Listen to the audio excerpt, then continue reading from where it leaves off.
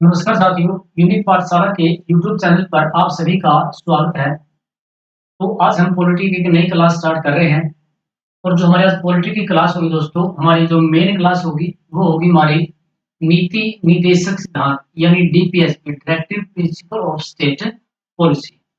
और इसके साथ एक छोटा सा हमारा जो पार्ट होगा वो होगा हमारा अनुसूचियां यानी शेड्यूल्स, उनकी हम बात करेंगे। तो आइए ज्यादा समय नहीं लेंगे और आज की हमारी क्लास स्टार्ट करते हैं। तो हम किसकी बात करेंगे? टीपीएस की, directive principle of state policy, राज्य के नीति निर्देशक सिद्धांत, नीति निर्देशक तत्व कहिए या कहिए दोस्तों सिद्धांत। हमारे संविधान के भाग 4 में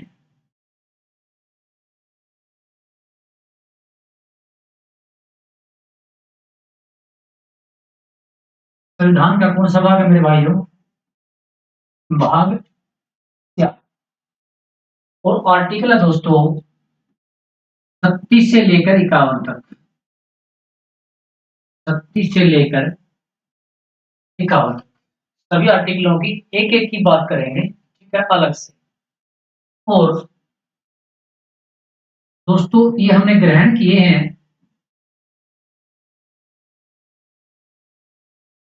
आयरलैंड से।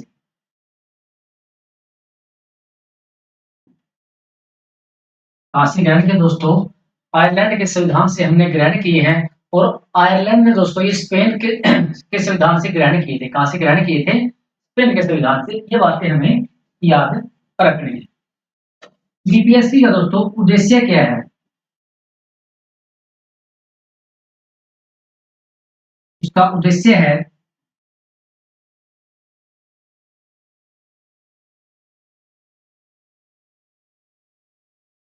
वेलफेयर स्टेट की स्थापना।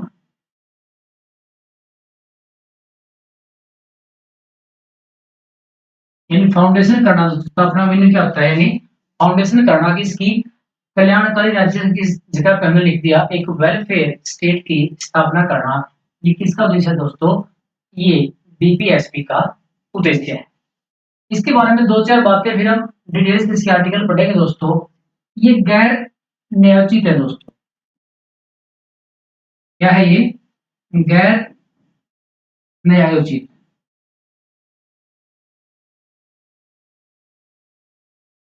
दोस्तों इसका मीनिंग क्या है गैर न्यायोचित का? अगर कोई राज्य वहां के नागरिकों को डीपीएसपी नहीं देता दोस्तों, तो उसके विरुद्ध यानी डीपीएसपी के विरुद्ध हम कोर्ट में नहीं जा सकते। यानी कोर्ट उनको जबरदस्ती लागू नहीं करवा सकता दोस्तों। किसको? डीपीएसपी को। ये डिपेंड करता है राज्य के कंडीशन पर कि वो राज्य उन चीजों को दे सकता है उसके नागरिकों को सुविधाएं या नहीं दे सकता। लेकिन ये मौलिक अधिकारों के विरुद्ध है दोस्तों। किसके विरुद्ध है ये? क्योंकि मौलिक अधिकार न्यायोचित थे, हम उसके विरुद्ध में कोर्ट में जा सकते हैं। यानी हाई कोर्ट और सुप्रीम कोर्ट में डायरेक्ट हम जा सकते हैं। ये बातें हमें याद रखनी।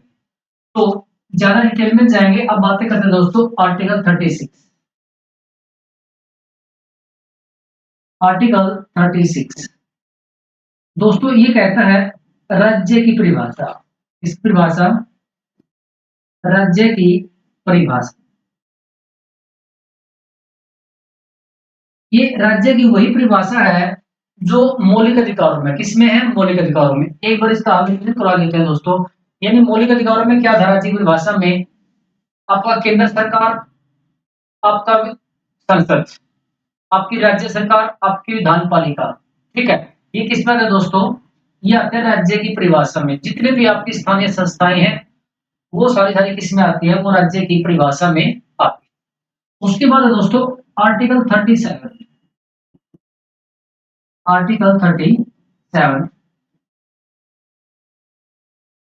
जो डीपीएस पे दोस्तों वो संविधान में मूलभूत है। क्या है? संविधान में मूलभूत है। यानी राज्य जब नागरिकों के लिए कुछ भी बनाएगा, कोई भी चीज बनाएगा, ठीक है, यानी वो क्या है? ये डीपीएसपी वो मूलभूत है, वो संविधान के अंदर ही है दोस्तों। ठीक है, वो उनकी अवहेलना नहीं कर सकता कई बार। ठीक है, यानी यहाँ क्या है? मूलभूत है किसमें, संविधान में। ये बात हमें याद रखना दोस्तों, किसके बारे में बात करने हैं, डीपीएसपी के बारे में, राज्य के नीति निर्देशक तत्व, भाग 4 में आर्टिकल 36 से लेकर कहां तक दोस्तों, 51 तक। ग्रहण कहां से किया हमने, आयरलैंड से। उद्देश्य क्या है, वेलफेयर स्टेट की स्थापना, यानी एक वेलफेयर स्टेट है जो कल्याण का राज्य की स्थापना करना इनका एक उद्देश्य है। गैर न्यायोचित है, हम इनके लिए कोर्ट में नहीं जा सकते।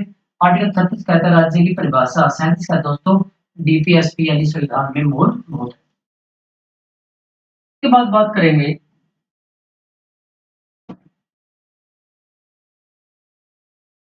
आर्टिकल 38। इसकी बात करेंगे दोस्तों, आर्टिकल 38 की बात करेंगे।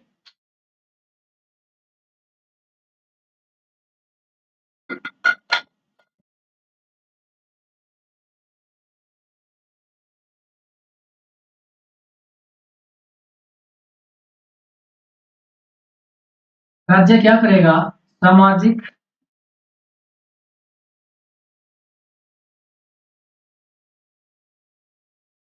आर्थिक और राजनैतिक, मैं यहाँ पर डायरेक्ट लिख देता हूँ, अभिवृद्धि की जगह में वृद्धि, यानी नागरिकों के लिए इन चीजों को कंडीशन बढ़ाएगा दोस्तों। किसके लिए, सोशल रूप में, इकोनॉमिक रूप में और राजनीतिक रूप में की अभिवृद्धि करेगा। किसकी, नागरिकों के लिए। कौन कहता है, आर्टिकल 38 कहता है दोस्तों। कौन सा आर्टिकल कहता है, आर्टिकल 38। आर्टिकल 39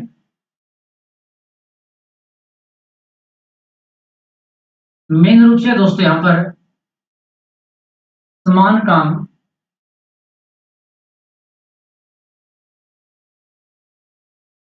समान वेतन, क्या दोस्तों, समान काम के लिए समान वेतन, और गरीबों को,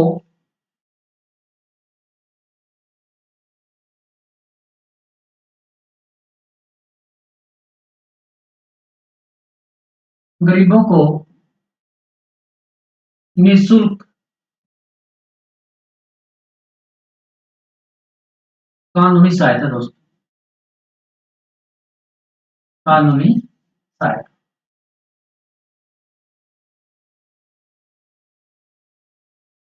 इसमें दोस्तों आर्टिकल 39, और आर्टिकल 39 में क्या है, आर्थिक संसाधनों का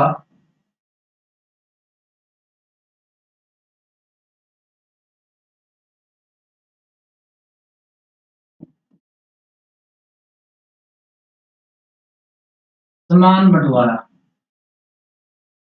समान बंटवारा, यानी राज्य कोशिश करेगा दोस्तों इन चीजों के लिए, ठीक है, कि गरीबों को निःशुल्क सहायता। और ये तो दोस्तों आर्टिकल 39 का में है, इसमें है आर्टिकल 39 का में, ठीक है। कौन सा, गरीबों को मुफ्त निःशुल्क यानी कानूनी सहायता उपलब्ध कराएगा। ये बातें हमें याद रखें। उसके बाद है मेरे भाई आर्टिकल 40। आर्टिकल 40 है ग्राम पंचायत का गठन,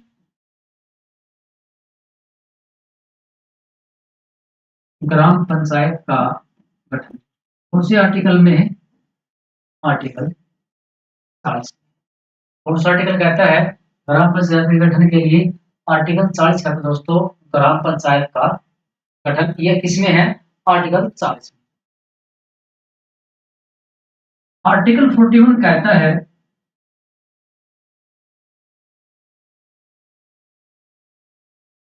काम पाने का, एजुकेशन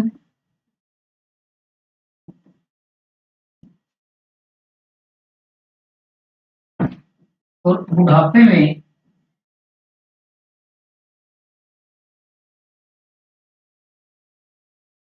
लोक सहायता।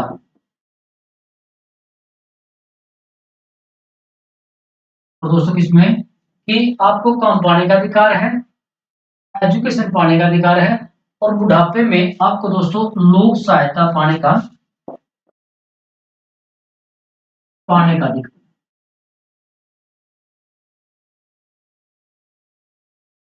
पाने का अधिकार।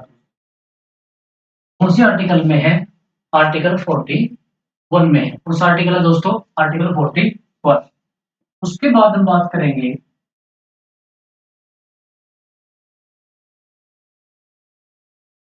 आर्टिकल 42। कौन सा आर्टिकल है दोस्तों 42। जो हमारा आर्टिकल 42 है, ये हमें कहता है कि काम की न्याय संगत और मानवोचित दशा पाने का अधिकार।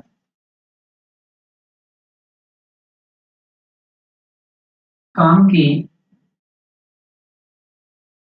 न्याय संगत व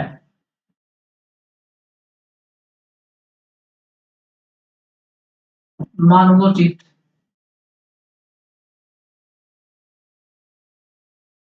दशा पाने का। यानी आप जहां भी काम करते हैं दोस्तों, वो काम करने की जगह क्या हो, ठीक होनी चाहिए। क्या हो, वो काम करने की जगह सही होनी चाहिए। ये किसमें दोस्तों, आर्टिकल 42 में है। किसमें है, आर्टिकल 42।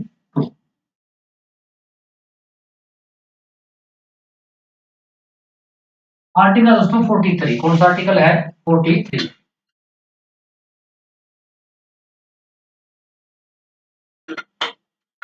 ये मजदूर से संबंधित है भाई।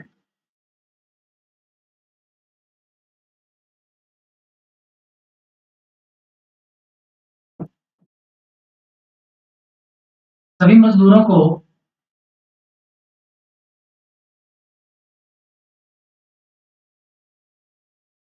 निर्वाह मजदूरी,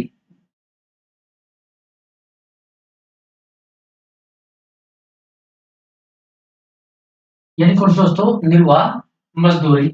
और इसी में जो बाद में जोड़ा गया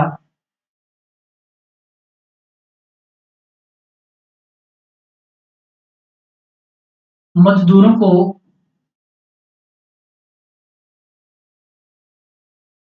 इंडस्ट्री, यानी दोस्तों औद्योगिक, ठीक है, जो इंडस्ट्री में काम होता है दोस्तों दोस्तों, ठीक है, प्रबंध में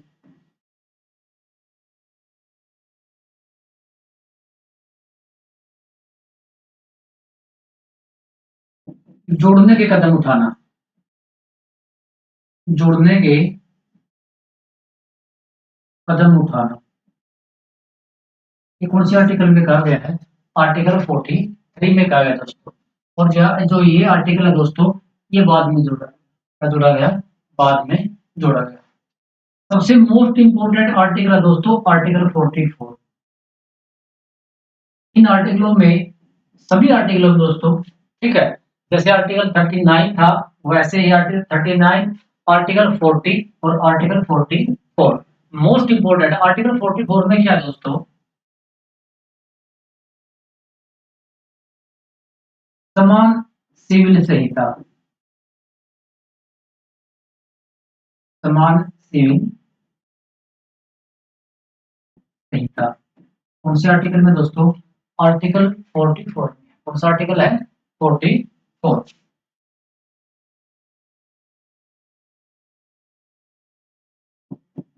आर्टिकल 45। कौन सा आर्टिकल भाई, आर्टिकल 45 दोस्तों। 45 में शिक्षा से संबंधित है। किससे संबंधित है, शिक्षा से। यानी सभी बालकों को 14 वर्ष की आयु पूरे करने तक, ठीक है, कि जो निःशुल्क और अनिवार्य है शिक्षा। 45 का दोस्तों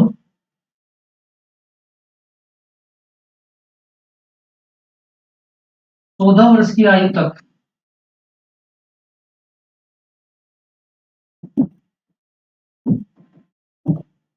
निःशुल्क व अनिवार्य, यानी शिक्षा दिया जाएगा दोस्तों। इस कौन से आर्टिकल में है, आर्टिकल 45 का। कौन सा आर्टिकल कहता है दोस्तों, आर्टिकल 45।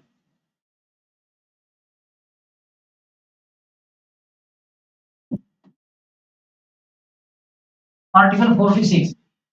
कौन सा आर्टिकल है 46। यानी आर्टिकल 46 में दोस्तों, जितने भी समाज के वीकर सेक्शन है, वीकर यानी कमजोर वर्ग, यानी कौन दोस्तों, एससी, एसटी व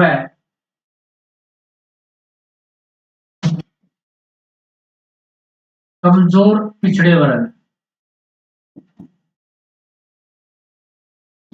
ओके दोस्तों, एस सी एस टी व कमजोर पिछड़े वर्ग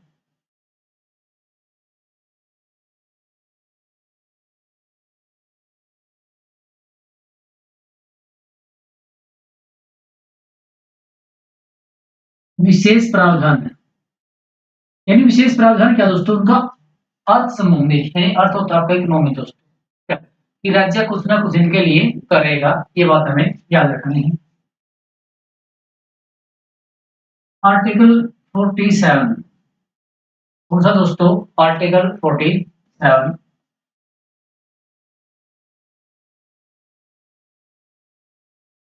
शराब,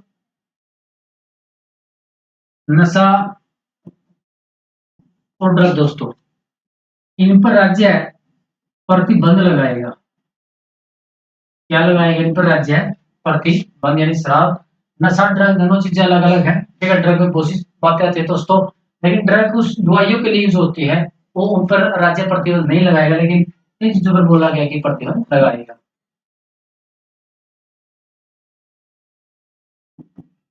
आर्टिकल 48,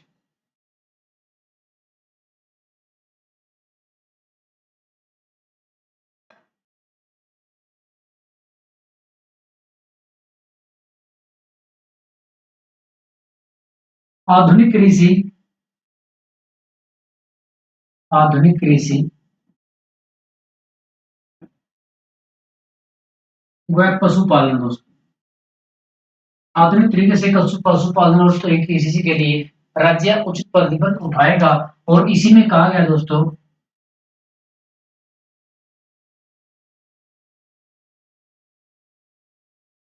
गो हत्या पर प्रतिबंध है। क्या है, गो हत्या पर प्रतिबंध है, ये बात किस आर्टिकल में है, 48 में। आर्टिकल 49 कहता है दोस्तों, कौन सा आर्टिकल है, 49, आपके जो ऐतिहासिक स्थल है दोस्तों, उनका संरक्षण की बात है, किसका था, ऐतिहासिक,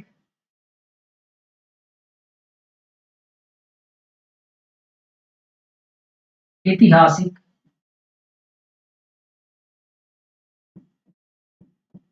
स्थलों का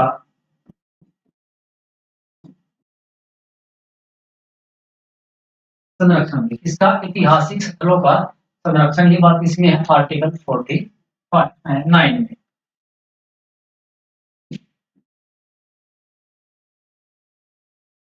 आर्टिकल 50 दोस्तों,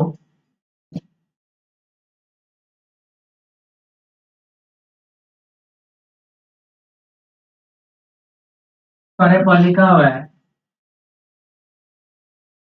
न्यायपालिका,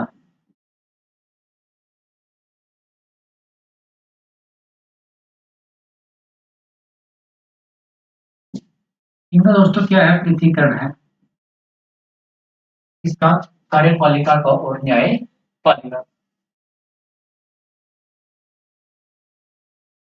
आर्टिकल 51,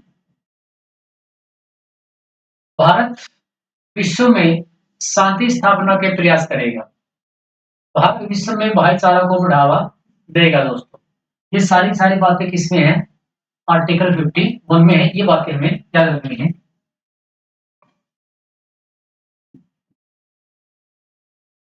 अंतर्राष्ट्रीय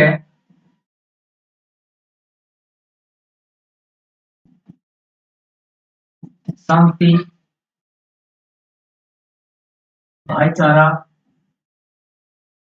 ये सारी सारी बातें दोस्तों, जितने भी विश्व के साथ हमारे रिलेशन है, वो किसमें है, आर्टिकल 51 में है। कौन से आर्टिकल में है, 51 में, ये बातें हमें याद रखनी है।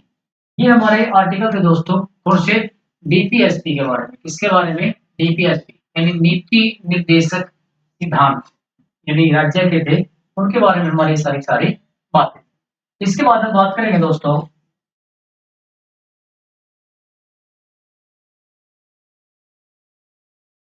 अनुसूचियां।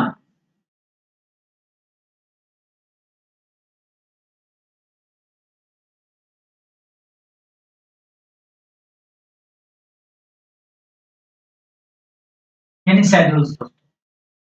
जब हमारा संविधान बना उस समय हमारे संविधान में दोस्तों, ठीक है, कितनी अनुसूचियां थी? 8 अनुसूचियां। कितनी थी? 8।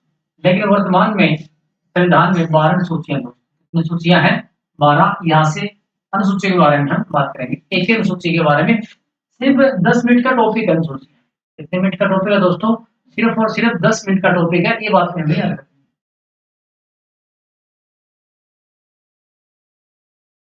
अनुसूची 1।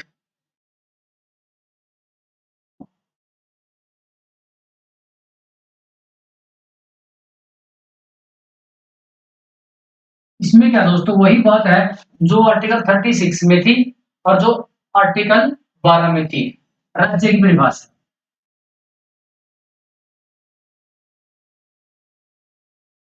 राज्य की परिभाषा और राज्य का न्यायिक क्षेत्र किसमें है? अनुसूची 1।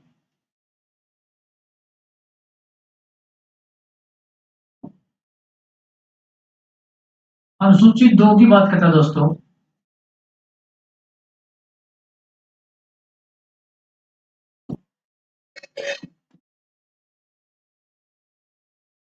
विशेषाधिकार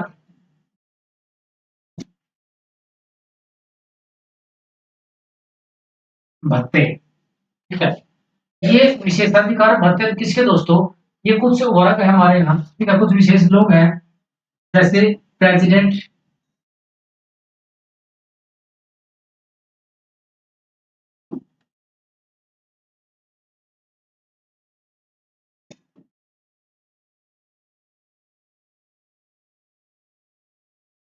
वाइस प्रेसिडेंट,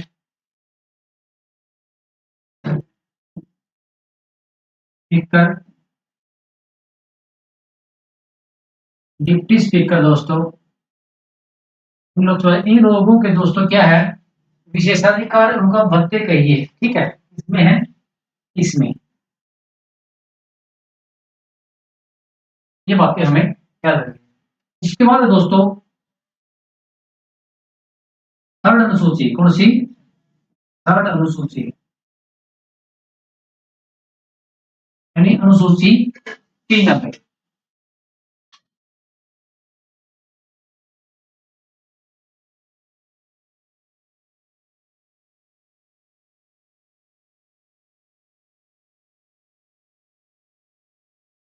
इसमें दोस्तों किसके बारे में है?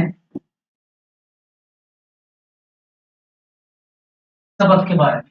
इसके बारे में है, शपथ के बारे में है। आर्टिकल अनुसूची 2 किसके बारे में दोस्तों? विशेषाधिकार या भत्ते, या फिर इसको पेंशन बोल सकते हैं। क्या बोल सकते हैं इनको? पेंशन बोल सकते हैं।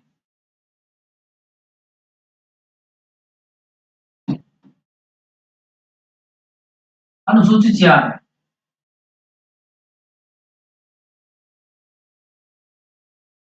अनुसूची 4 दोस्तों,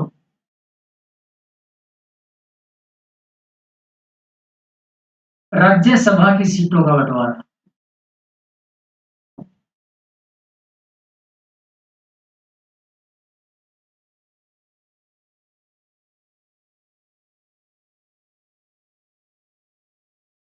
राज्यसभा की सीटों का बंटवारा, ठीक है, कौन सी में दोस्तों?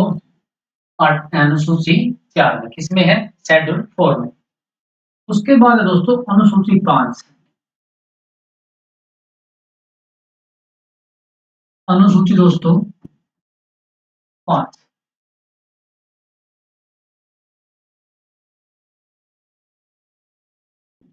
एसटी क्षेत्रों का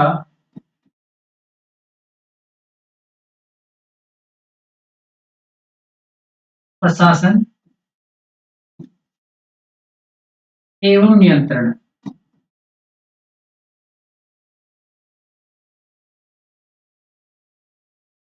है दोस्तों, जो एसटी हमारे क्षेत्र है, ठीक है, उन क्षेत्रों का प्रशासन और क्या है उनका नियंत्रण के बारे में।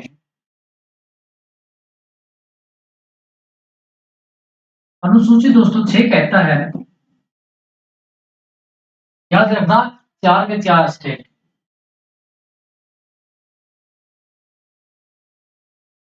असम, मेघालय, त्रिपुरा और दोस्तों मिजोरम।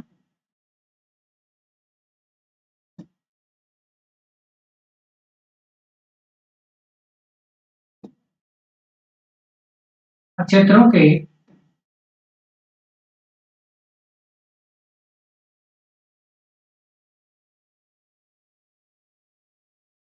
जनजातीय क्षेत्रों का प्रशासन दोस्तों और उनका नियंत्रण। सिर्फ आपको ये 4 राज्य याद हो, सिर्फ क्या थे, जो जनजातीय क्षेत्र आपके, ठीक है, अनुसूचित जनजातीय क्षेत्र है, उनका प्रशासन और नियंत्रण यहाँ पे सिर्फ 4 राज्य दोस्तों। ये 4 राज्य याद रखना, आप एटीएम से याद रखना, किससे याद रखोगे, ठीक है, एटीएम। असम, त्रिपुरा, मिजोरम दोस्तों और मेघालय। असम, त्रिपुरा, मिजोरम और मेघालय, ये बातें हमें याद रखनी है अनुसूची से। अब सबसे इंपॉर्टेंट आता है दोस्तों अनुसूची 7।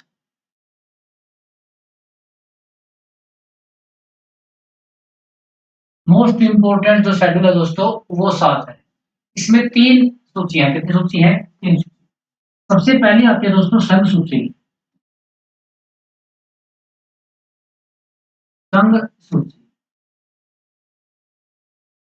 कौन सी आती है, संघ।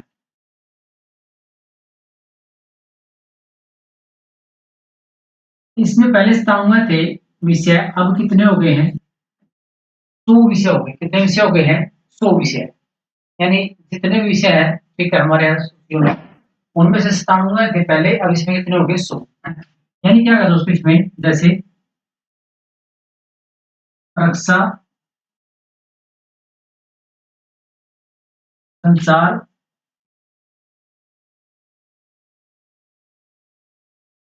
बैंकिंग,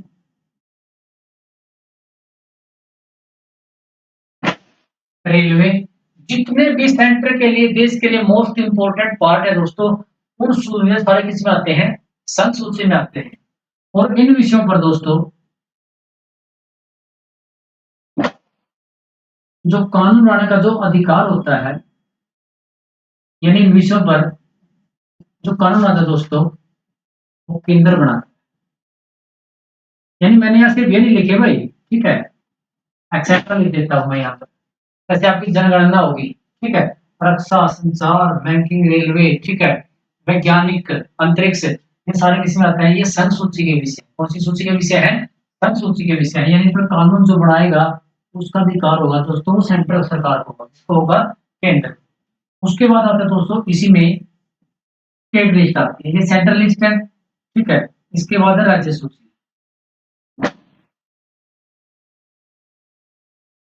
राज्य सूची मूल में 66 थे, अब कितने हैं दोस्तों, अब 61 हो गए। कितने हो गए हैं, अब 61 हो गए। कौन से आ गए इसमें दोस्तों, जैसे आपका कृषि, वन,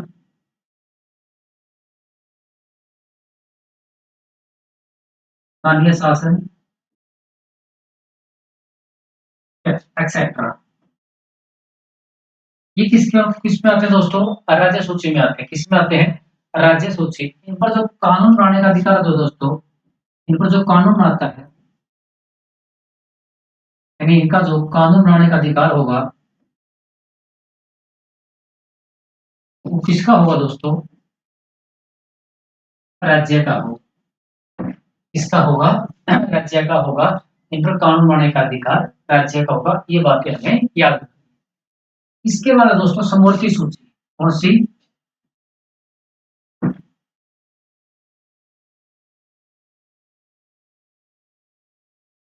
समवर्ती सूची। मूल में से 42 थे, अब कितने हो गए, 52 हो गए। कितने हो गए, 52, ये बात भी हमें याद रखनी है। जैसे शिक्षा,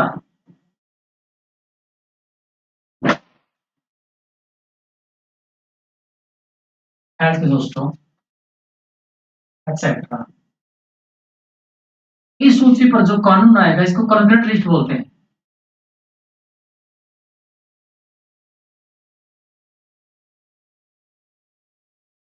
कंकरेंट लिस्ट है दोस्तों, ठीक है।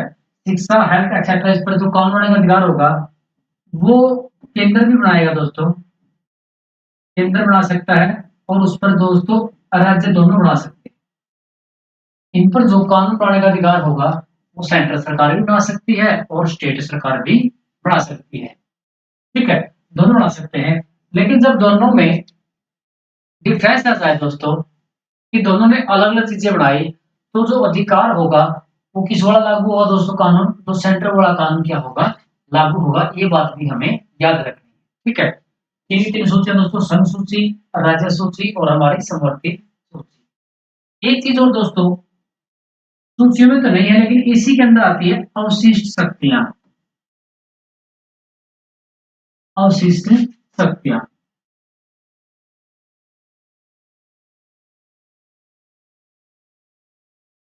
जो अवशिष्ट शक्तियां दोस्तों इनमें से किसी भी सूची में नहीं है।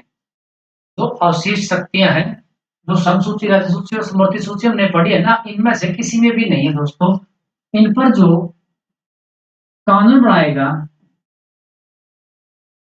वो कौन बनाएगा मेरे भाई, केंद्र बना। कौन बनाएगा, केंद्र बनाएगा। ये बातें भी हमें याद रखनी है। समझ में आया सभी को। इसके बाद है अनुसूची 8।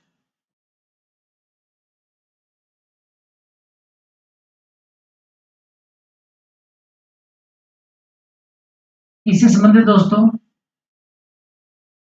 भाषा। जिस समय हमारा संविधान बना उस समय 8 अनुसूचियां थी। 8 अनुसूची के संबंधित थी भाषा से। और उस समय दोस्तों, मैं ब्रैकेट में लिख देता हूं, उस समय 14 भाषाएं थी जिसको मान्यता प्राप्त थी। यानी 8वीं सूची में 14 भाषाएं ऐसी थी जिसको क्या दोस्तों, मान्यता प्राप्त थी। सबसे पहले मैं वहां पर लिख देता हूं, यही लिख देते हैं। कुछ भाषाएं आज कितनी है, आज 22 भाषाएं हैं। कितनी भाषाएं हैं हमारे संविधान में, 22 भाषाओं को मान्यता प्राप्त है दोस्तों। मैं आज लिख देता हूं। लेकिन इंग्लिश को इन 22 भाषाओं में नहीं है, ठीक है। बट आज भी इंग्लिश मान्यता नहीं। इंग्लिश को आज भी इन 22 भाषाओं में दोस्तों मान्यता नहीं है। हर भारतीय के लिए कंपलसरी तो हो गई है लेकिन इसको आज भी शेड्यूल में जगह नहीं मिली। तो सबसे पहले 21वां संविधान संशोधन 1967 को हुआ दोस्तों। कब हुआ, 21वां संविधान हुआ 1967 को। और एक भाषा जोड़ दी, सिंधी भाषा। कौन सी भाषा, सिंधी भाषा। उसके बाद हुआ दोस्तों, ये 21वां था। इसके बाद याद रखना 71वां, 71वां संविधान संशोधन 1992। तीन भाषाएं, कोंकणी, मणिपुरी और मेरे भाइयों नेपाली। तीन भाषाओं को मान्यता मिली, कोंकणी, मणिपुरी और नेपाली। उसके बाद दोस्तों 12वां संविधान संशोधन 2003। चार भाषाएं, बोडो, डोगरी, मैथिली और संथाली। चार भाषा को मान्यता मिलेगी भाई। बोडो, डोगरी, मैथिली और संथाली को मान्यता मिलेगी। 92वां संविधान संशोधन 2003। तो हमारे संविधान में कितनी भाषाएं दोस्तों? 22 भाषाओं को मान्यता प्राप्त है 8वीं अनुसूची के तहत। इसके बाद आते हैं हमारी 9वीं अनुसूची।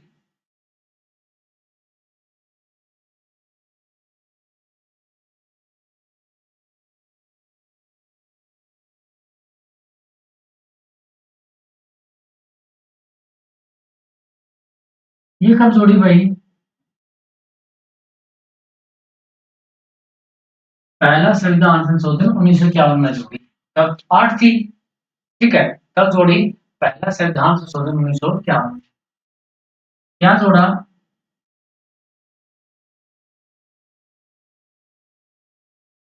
भूमि संबंधित मामले।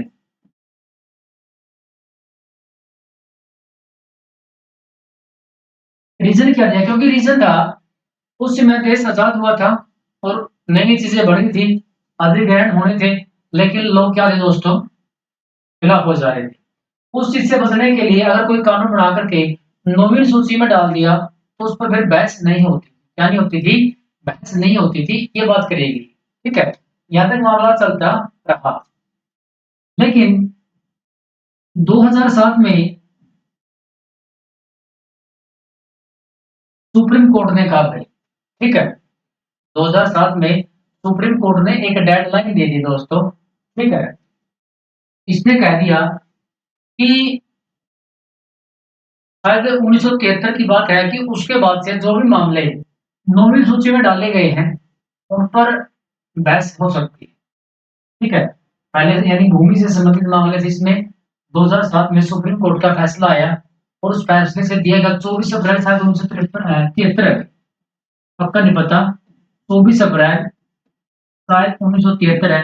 इसके बाद के जो भी जो फैसले हैं और 9वीं सूची में डाले गए हैं उन पर सुप्रीम कोर्ट विचार कर सकता है, ये बात डाली। उसके बाद दोस्तों 10वीं सूची।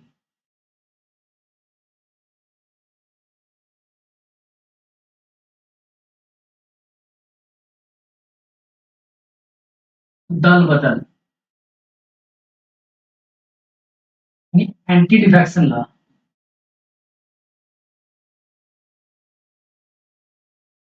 Anti defection law. यह कब जोड़ी भाई? यह जोड़ी 52वां संविधान संशोधन 1985। राजीव गांधी की सरकार दोस्तों। किसकी सरकार? राजीव गांधी क्या थे? पीएम थे उस समय जोड़ेगी दोस्तों 52वां संविधान संशोधन 1985। दल बदल।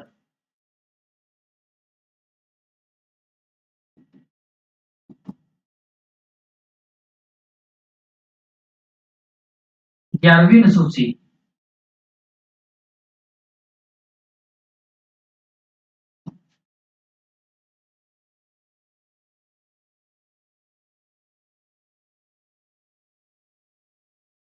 पंचायती राज। 73वां संविधान संशोधन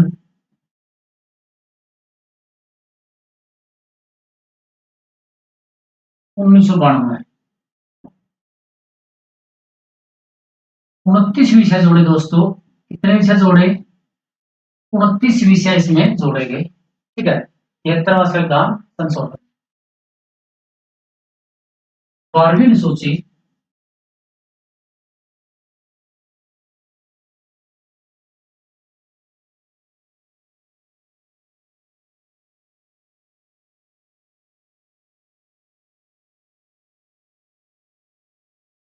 मैं नगर पालिका लिख देता हूँ भाई।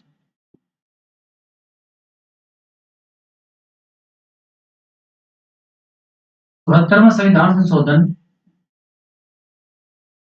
1992। 18 विषय हुए। कितने विषय? 18 विषय इसमें जोड़े गए। कितने जोड़े गए? 18 विषय। तो ये बातें हमें याद रखनी है, ये हमारी 12 अनुसूचियां।